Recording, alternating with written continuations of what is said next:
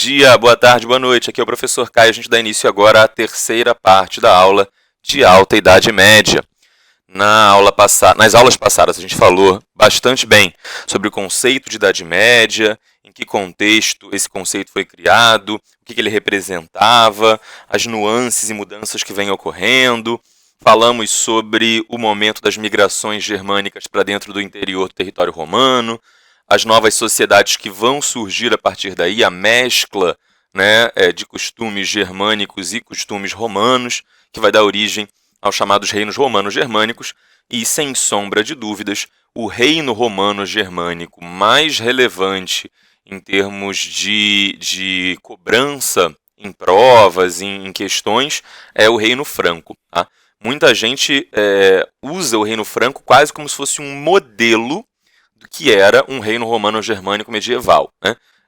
Quando a gente normalmente pensa em quais eram as características da Idade Média, a gente pensa nas características da França medieval, do Reino Franco medieval. O Reino Franco, a propósito, vai dar origem ao país chamado França. Tá? Então, muitas vezes, inclusive até devido à preponderância, à importância da historiografia dos historiadores franceses e da profundidade e abrangência que os franceses têm de estudo nessa área, nesse ramo, muitas vezes é comum se considerar as características da França quase como um modelo geral das características da Idade Média em outros lugares, tá? E aí, normalmente, as pessoas, quando vão comparar, falam assim, esse outro país aqui, diferente da França, ele tem quase todas as características feudais típicas, né?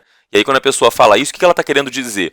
Que aquele outro reino diferente, aquele outro país diferente, tem quase todas as características francesas, como se a França fosse um modelo ideal, né? A França tem todas as características. Quem não tem está incompleto em relação à França. Né? Quando, na verdade, cada país é cada país é diferente, mas isso já demonstra para a gente a importância que o Reino Franco tem, não só na historiografia, mas também em cobranças de provas e concurso e tudo mais. Tá?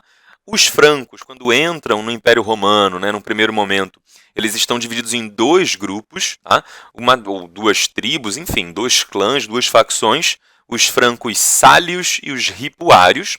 Os sálios acabam sendo os mais importantes para a gente aqui, porque quando os francos se unificarem e formarem um povo só, uma coisa, um grupo só, tá?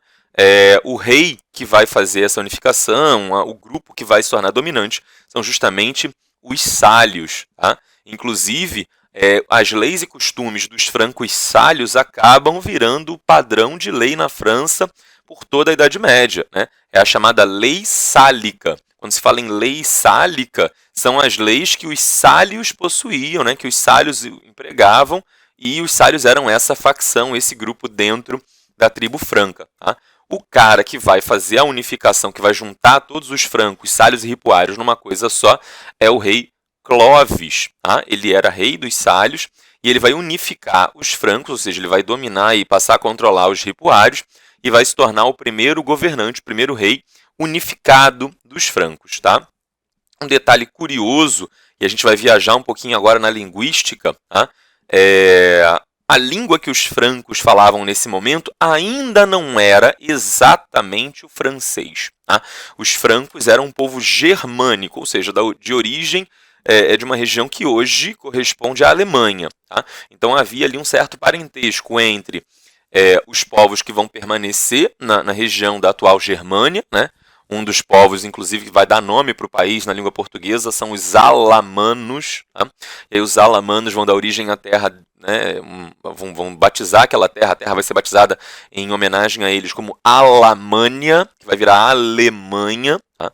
Então, alamanos, por exemplo, francos, anglos, saxões, todos eles têm uma origem comum, todos eles vêm de um mesmo lugar. E aí é muito comum nesse primeiro momento que a língua franca, que o que vai virar depois o francês, fosse muito parecido com o que vai virar depois o inglês, o que vai virar depois o alemão. Era uma coisa meio que comum.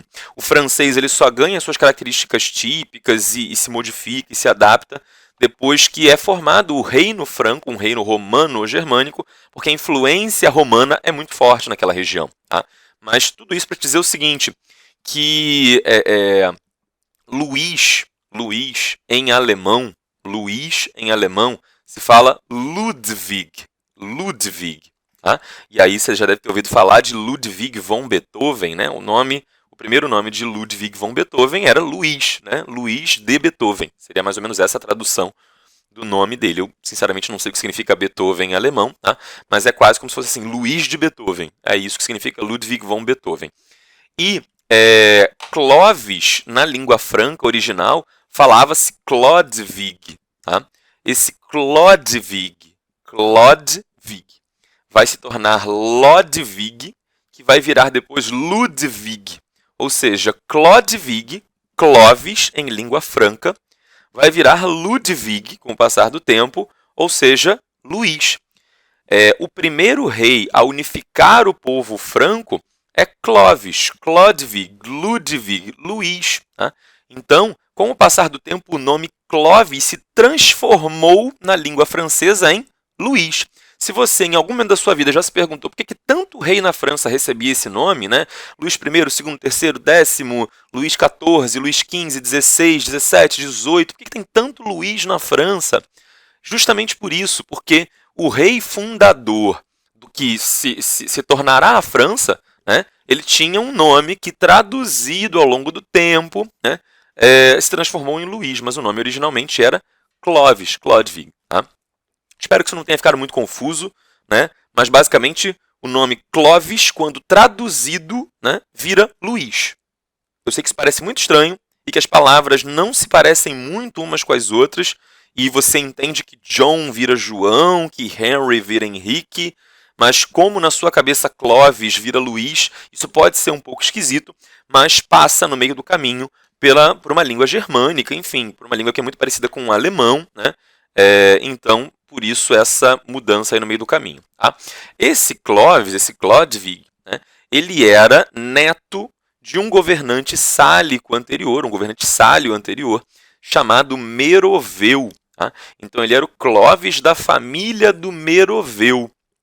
E é por isso que quando esse Clovis se tornar o governante, ele vai dizer o seguinte, olha, a partir de agora quem governa é a família do Meroveu, é a família Merovingia. É por isso que se diz que a primeira dinastia a governar a França é a dinastia Merovingia, porque eles seriam descendentes, em alguma medida, de um primeiro rei, que alguns consideram até meio lendário, chamado Meroveu. Tá? Seria um antepassado de Clovis.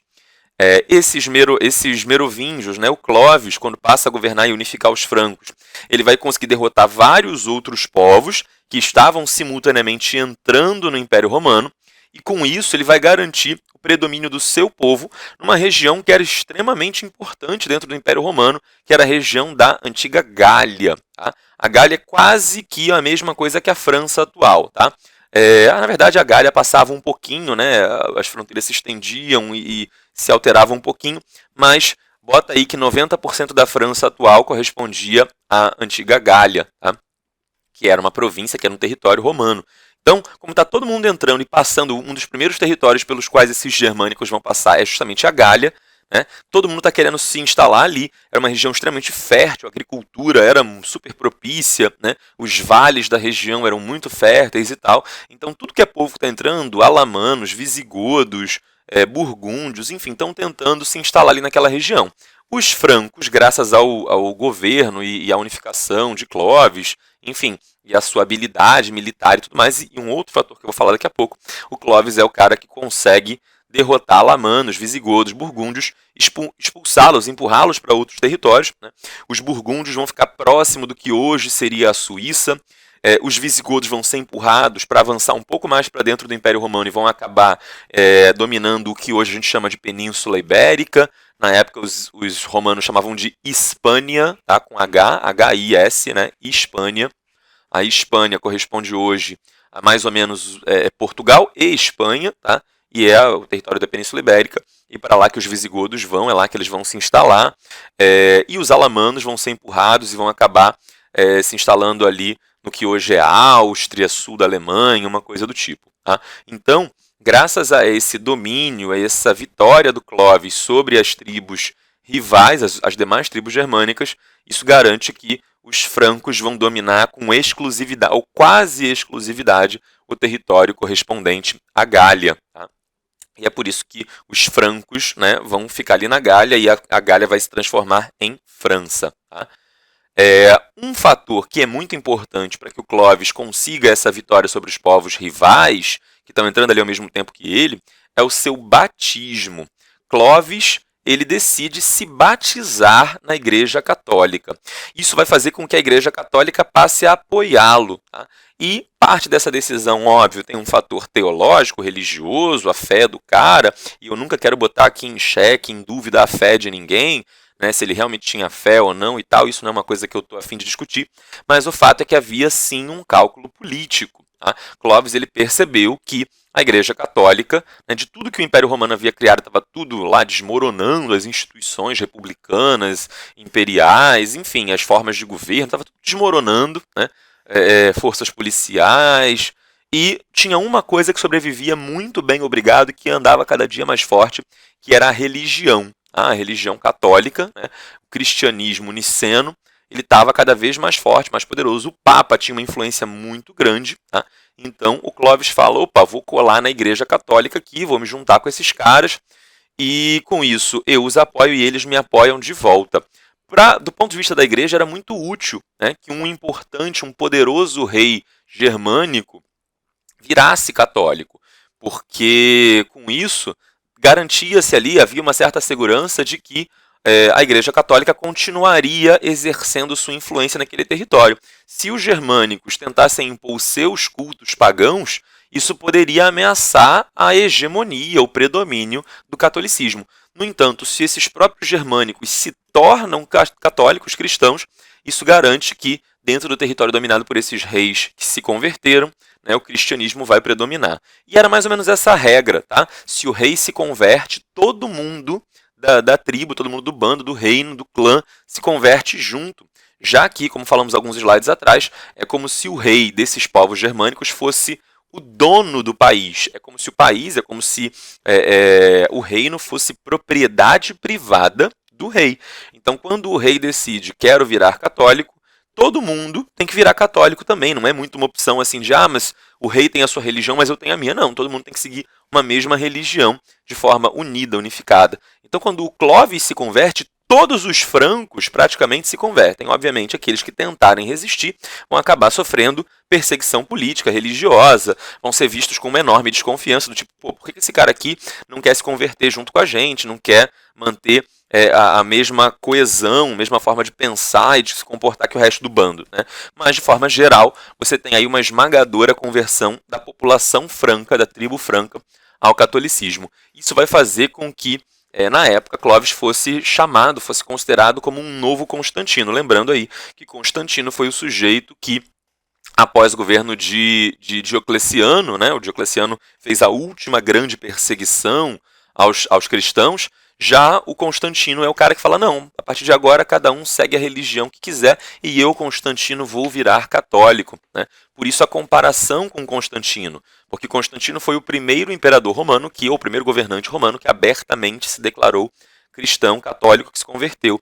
O Clovis vai ser o primeiro governante germânico, o primeiro governante pagão que também vai abertamente se converter.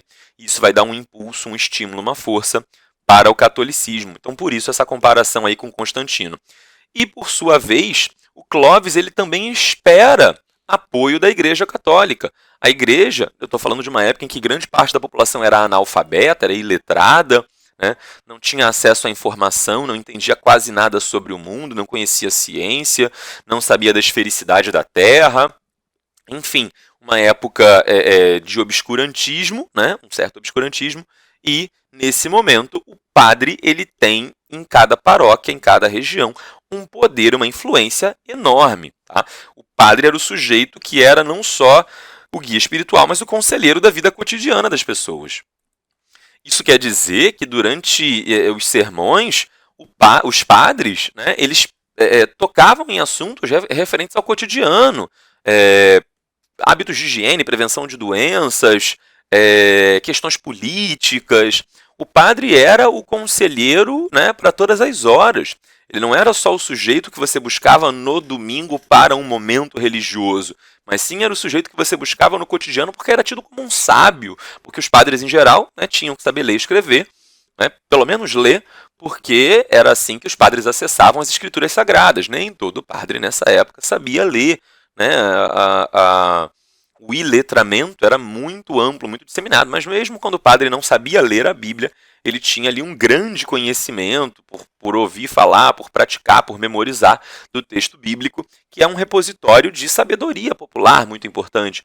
Então, os padres tinham uma enorme influência. O Clovis pensou, bom, se eu viro católico, esses padres eles não vão mais falar contra mim, eles vão começar a falar a meu favor. Né? Isso me fortalece enquanto rei, isso fortalece ideologicamente a unidade do meu reino. Então, do ponto de vista da igreja, era bom que o Clovis se convertesse, porque era a garantia de que um grande número de pagãos se converteria também, e isso fortaleceria a igreja católica. Do ponto de vista do Clovis, também era útil se converter, porque ele contaria com o apoio ideológico da igreja católica para reforçar o seu domínio, para reforçar o seu governo. Tá? Uma mão lava a outra, os dois estão se ajudando aqui, e é por isso também que o Clovis consegue ter esse poder tão grande e consegue mobilizar a opinião, né, da população e derrotar os outros povos germânicos. Tá? O Reino Franco, e aí acho que a gente já falou disso, acho que eu voltei acidentalmente o slide. Tá? O Reino Franco, ele começa ali a sua trajetória com o Clovis. Tá? Os reis merovingios, à medida que o tempo vai passando, vão perdendo poder, vão perdendo influência. Tá? Muitos desses reis acabam muito preocupados em participar de festas, banquetes, enfim, em se divertir e dão pouca atenção para os atos de governo, para os assuntos públicos. Vai surgir nesse momento um cargo político que seria uma espécie de misto, de mistura entre primeiro-ministro. Tá? Se você pensar hoje o que é o primeiro-ministro na Inglaterra, por exemplo, tem lá o rei, né, a rainha no caso, hoje em dia, tem a rainha da Inglaterra, Elizabeth II, mas ela pouco manda, ela pouco apita, ela pouco decide. Normalmente as decisões mais relevantes são tomadas pelo primeiro-ministro em diálogo, né, com o parlamento inglês.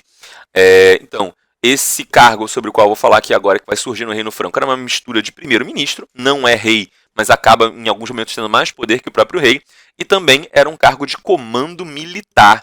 Então você junta aí o chefe do Estado-Maior de um país com o primeiro-ministro de um país, e aí a mescla dessas duas funções, desses dois cargos, era o equivalente a um cargo que os francos vão desenvolver ao longo do governo da dinastia merovingia, que é o cargo de prefeito do palácio. Prefeito do palácio. Tá? O nome que se dava para esse cargo em latim era maior domus. Domus aqui significa casa. Tá? É daí que vem, inclusive, a origem, a raiz da palavra doméstico, domicílio, vem de domus em latim. E maior é o equivalente a grande, maioral, o mais importante. Quem era o mais importante na casa do rei, no palácio do rei? Era, né, o maioral ali, o que mandava em todo mundo dentro do palácio do rei, né, que estava em ligação direta com o rei, era o maior do domus. Tá? Só que maior acaba, com o passar do tempo, com a pronúncia das pessoas, enfim, os seres humanos eles são muito preguiçosos para pronunciar, a gente vai cortando e comendo letras, quase ninguém fala a preposição para, né?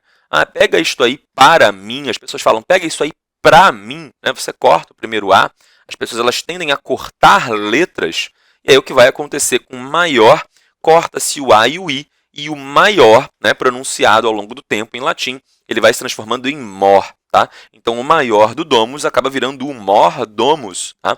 Ou seja, mordomo. Tá? O mordomo ou prefeito do palácio era uma espécie de primeiro-ministro barra comandante militar, chefe das Forças Armadas.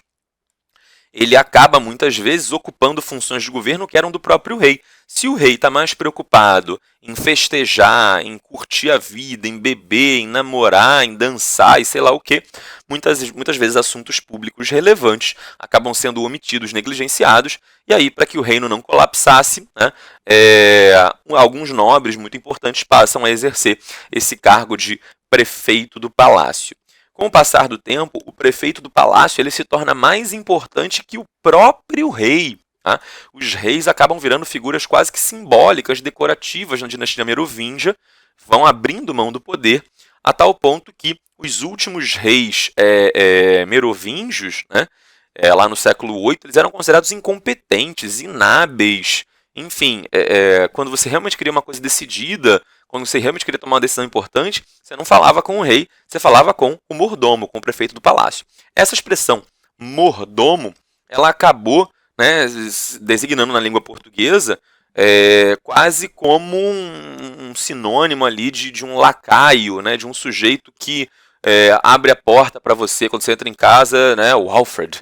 O Alfred abre a porta para você e fala, bom dia, sir. Né, e aí você entra, ele pega o seu chinelo, te dá o jornal e tal, enfim, como se fosse um cuidador doméstico, né, com funções domésticas. Isso é o significado de mordomo hoje na língua portuguesa.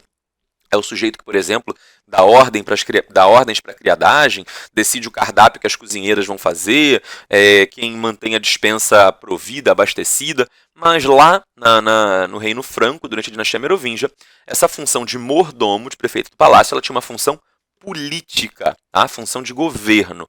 Não pense que os prefeitos do palácio eram sujeitos que abriam a porta para o rei e decidiam o cardápio do dia. Tá? Eles muitas vezes tomavam decisões referentes à justiça, faziam julgamentos, já que o rei tinha a função de julgar muitas vezes nessa época, né, o conflito entre duas pessoas, as pessoas iam buscar a justiça real, batiam lá na porta do palácio e falavam assim, esse cara aqui me bateu, não, mas você me xingou primeiro, e aí, quem tem razão, quem não tem? Quem fazia esse julgamento muitas vezes era o rei, então o prefeito do palácio poderia exercer essa função, por exemplo, comando de tropas numa guerra contra um povo estrangeiro, isso poderia muitas vezes ser também exercido pelo prefeito do palácio, embora em tese fosse uma função real. Então, pensa aí no mordomo do palácio quase como se fosse um vice. Tá? Você tem um rei lá que deveria fazer, mas se o rei não faz, quem faz é o vice. Assim como no Brasil hoje tem o presidente, mas se o presidente se ausentar, estiver doente, não puder exercer alguma função, quem exerce é o vice. Tá? O prefeito do palácio seria mais ou menos isso. O cargo de rei acaba virando um cargo hereditário, ou melhor, acaba virando, né? O costume é que seja um cargo hereditário. O cargo de mordomo, de prefeito do palácio, também, com o passar do tempo, se torna um cargo hereditário. Tá? Então, o sujeito que era mordomo do palácio, o seu filho também seria depois que ele, né, prefeito do palácio atual, morresse, não pudesse mais exercer a função. Tá? Isso vai fazer com que esses prefeitos do palácio comecem a ter ambições reais, né? Ambições de tomar o poder. É o que vai acontecer no ano de 751, quando o prefeito do palácio, Pepino o Breve, sim, isso é um nome de gente, Pepino, tá? Se você acha isso muito estranho, pergunte para o seu pai, para sua mãe, enfim, para pessoas mais velhas aí perto de você. Existia um cantor italiano, e aí esse nome ele ainda existe em alguns lugares do mundo, não é muito comum, mas enfim, existia um cantor italiano lá nos anos 70 ou 80 do século XX, que gravou algumas músicas que se tornaram populares no Brasil, viraram temas de novela, enfim, um cantor italiano chamado Pepino de Capri. Tá? Então, se você duvida que isso seja efetivamente um nome de gente, procura aí na internet por Pepino de Capri, você vai, e não é DiCaprio, ele não é parente do Leonardo DiCaprio, Pepino de Capri, ele era um cantor italiano, enfim, sei lá, 50 anos atrás, então, não sei se ainda está vivo, acho que provavelmente não, mas para você ver como é um nome que não é uma coisa tão antiga, é um nome de mais de 1000 anos atrás, de 1300 anos atrás.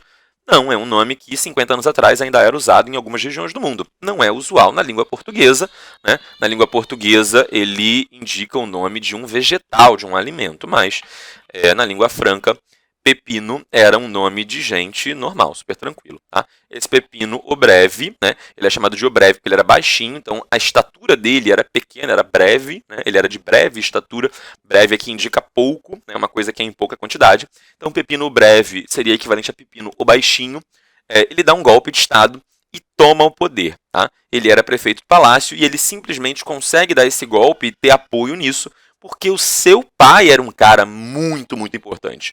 Quem era o pai de Pepino o Breve?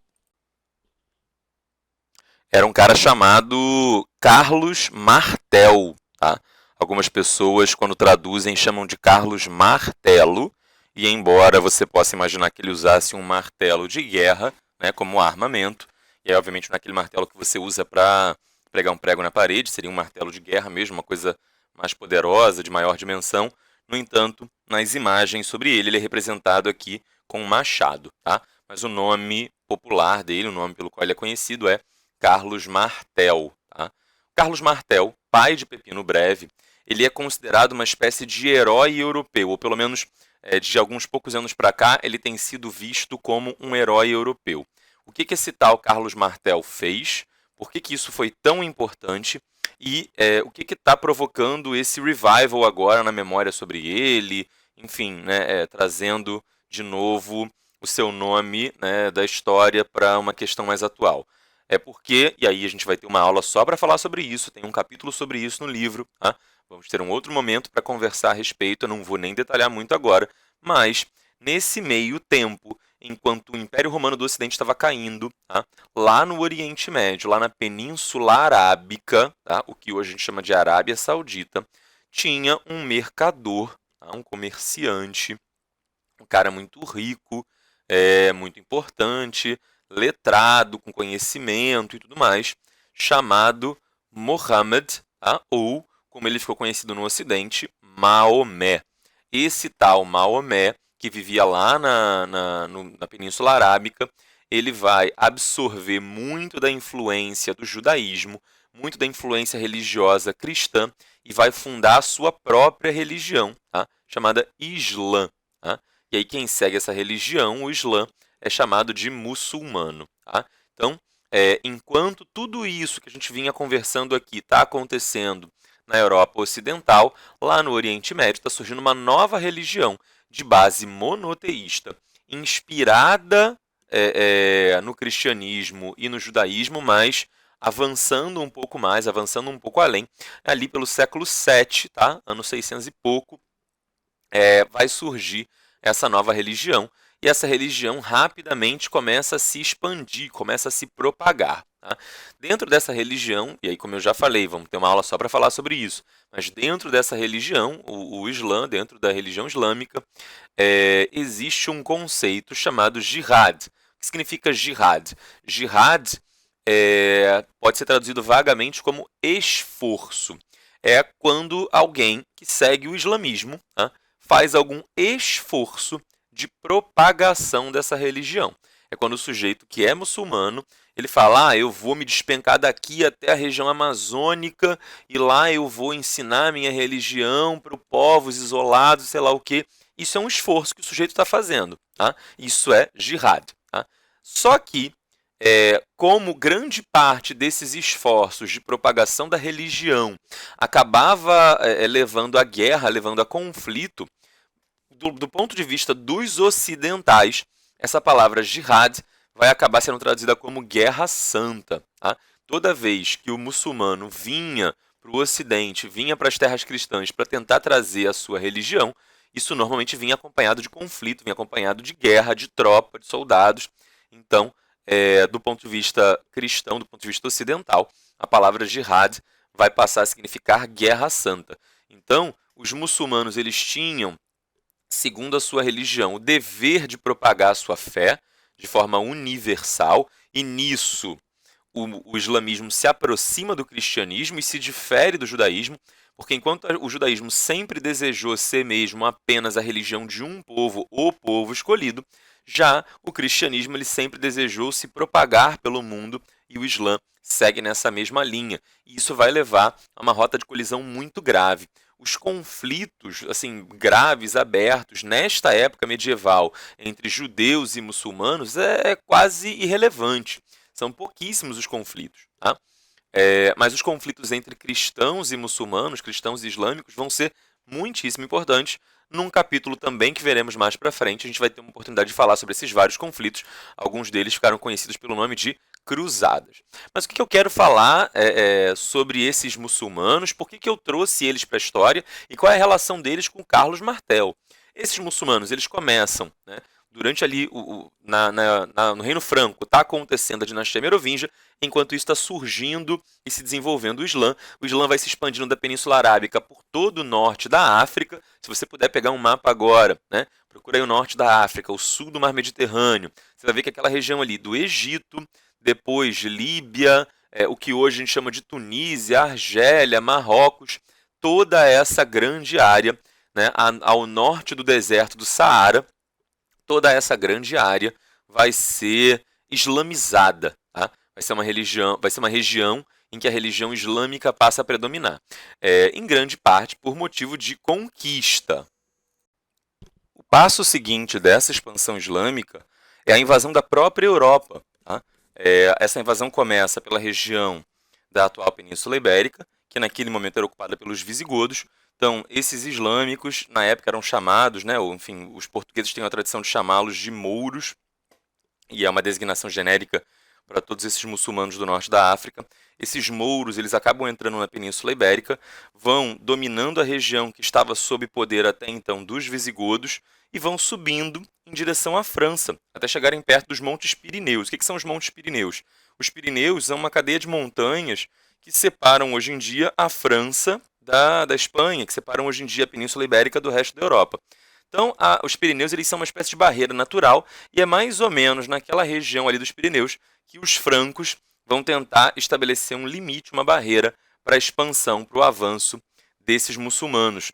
Quem vai realizar esse processo, quem vai liderar as tropas do Reino Franco em batalha contra os mouros, que vai limitar a expansão dos mouros, vai ser justamente o Carlos Martel. É daí que vem a importância dele. Tá? Ele é considerado uma espécie de herói da cristandade e foi o cara que conseguiu frear essas ofensivas, esse avanço islâmico na Batalha de Poitiers ou Batalha de Tours, cada um, enfim, são duas as designações, né? Cada um usa uma, enfim, as duas são consideradas válidas. Batalha de Poitiers ou Batalha de Tours, que é a batalha em que o Carlos Martel, liderando, prefeito do palácio, tá? da dinastia Merovingia, liderando as tropas do Reino Franco, consegue se contrapor à ofensiva islâmica e impedir a continuidade do avanço islâmico. É por isso que ele é considerado um herói lá atrás e de alguns anos para cá ele tem sido, né, a sua memória tem sido retomada, uma vez que de uns 20, 30 anos para cá tem crescido a presença islâmica na Europa, agora por meio de migração, né, não é mais uma expansão militar, mas é por meio de migração. E isso tem despertado um certo sentimento de xenofobia na Europa. Tá? E esse sentimento de xenofobia tem feito com que muitos europeus busquem alguma memória do passado que relembre, né, o momento em que os cristãos foram capazes de frear a expansão islâmica. Então tem alguns historiadores mais conservadores que adoram, né, marcar a Batalha de Poitiers como o início da virada para os europeus, porque os europeus até então só vinham perdendo, sendo dominados, e a partir desse momento eles começam com o contra-ataque, a contra-ofensiva, e as cruzadas seriam justamente um episódio dessa contra-ofensiva, desse contra-ataque, mas como eu já falei, cruzadas a gente vai ver lá na frente. Tá? O filho de Carlos Martel é Pipino Breve, e Pipino Breve, tendo a popularidade de ser o filho de um herói da cristandade, vai ter um grande apoio da nobreza franca para, com isso, dar o golpe de Estado e iniciar um novo governo, uma nova dinastia, tirando a família merovingia do poder e se colocando no poder. E aí o Pepino, para relembrar os feitos heróicos de seu pai, ele vai dizer o seguinte: olha, a partir de agora, a nova dinastia que começa vai ser a dinastia carolíngia, não é mais a merovingia, é a carolíngia. Qual é a relação de Carolíngia com Carlos Martel? É porque em latim, Carlos se fala Carolus, tá? Então, Carolus, Carolíngia. Enfim, a palavra Carolina também vem daí, né? É o feminino diminutivo de Carlos, é como se fosse Carlinha, Carolina. Enfim, tudo isso aí é uma questão linguística, mas o Pepino Breve, ele pega o nome do próprio pai, tá? E batiza essa nova dinastia que começa. Tá? O Pepino Breve vai ser um rei de pouca projeção, assim, além de ter começado a dinastia carolíngia, ele não vai ter a marca de grandes conquistas, grandes feitos, porque, coitado, ele teve imprensado ali, o Pepino Breve ele foi o recheio do sanduíche entre dois grandíssimos sujeitos importantes militar, politicamente, que foram o seu pai, chamado Carlos Martel, e o seu filho, o filho de Pepino Breve, que também foi chamado de Carlos. Pepino Breve batizou o seu filho em homenagem ao pai, né, ao avô da criança, e aí o garoto também se chama Carlos, só que esse filho de Pepino Breve vai ser tão relevante, mas tão relevante para a história, que ele vai ser chamado de Carlos o Grande em grego, Magno, Carlos Magno. Se você já ouviu falar de Carlos Magno, esse é o famoso Carlos Magno, tá? Filho de Pepino Breve e segundo rei da dinastia carolíngia. Muita gente às vezes pensa que a dinastia carolíngia recebe esse nome em homenagem ao Carlos Magno, tá? Porque ele é o mais destacado rei dessa dinastia e ele se chama Carlos, enfim, então Carolíngia. Mas na verdade o nome da dinastia vem aí do avô do Carlos Magno, né? O pai do Pepino Breve, Carlos Martel. Então a gente já entra agora, né? Ou a gente já vai ter brecha para começar a falar do famoso Império Carolíngio. Mas é um tema grande e relativamente complexo, então eu vou deixar para falar disso numa próxima aula, senão a gente vai ter que parar o Império Carolíngio aqui no meio do caminho e acaba não tendo como avançar muito. Tá? Eu encerro por aqui. Se você tiver dúvidas, me mande as suas dúvidas e não esqueça de lavar muito bem suas mãos.